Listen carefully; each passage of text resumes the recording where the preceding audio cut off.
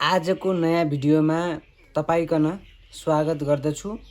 अब जाउँ त उतै नयाँ भिडियोमा।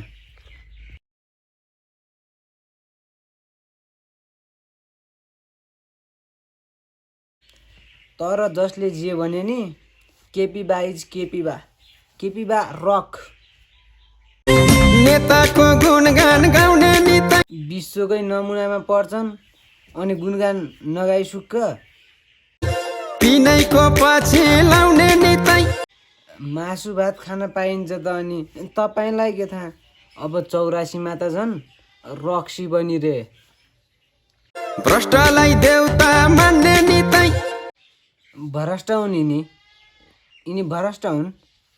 को छन् त सही तपाईँ भन्नुहोस् त। केपी नि सही देउवानी सही एकदम प्रचण्ड सही रवि नि सही एकदम सही। खराब त बुढा तिमी नै होला खराब। खराब त मै हो यसो भन न, हाम्रो पार्टीमा आऊ बुढा, एकदम राम्रो छ। आफ्नो पार्टी त गनाउँदा नि सही। के भन्छन् फेरि, जनतालाई सेवा गर्ने भनेकै पार्टी हाम्रो पार्टी हो। जनतालाई भेडा बनाउँदा नि सही। झन् राम्रो कुरा बोलिरहेको छु। मल्लाको जे बोले नि सही। झन् राम्रो कुरा बोलिरहेको छु। तिमीलाई कुन पार्टी सही लाग्छ र? एमाले सही। तिमीलाई एमालेका झोले बुढा। झोले त म कहाँबाट झोले फेरि? रक्सी मासु त खाएको हो नि। उत्ताउला जाति जतानी फिट उत्ताउला रे। अब नेपाल बनाउने भनेकै हामी हो।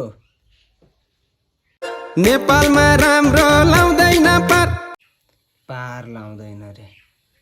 अब मासु भात त्यागेर विकास गर्ने हो रे। अब रक्सी मासु खाएर विकास गर्ने रे बाजेले भन्दै थिए।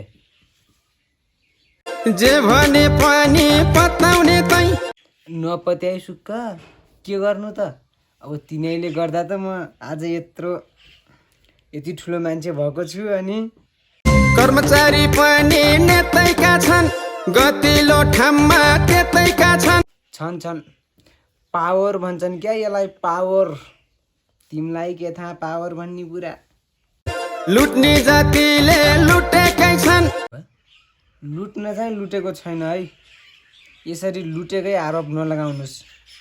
लुटेको भन्न मिल्दैन यसलाई, बरु खाएको चाहिँ भन्न मिल्छ क्या।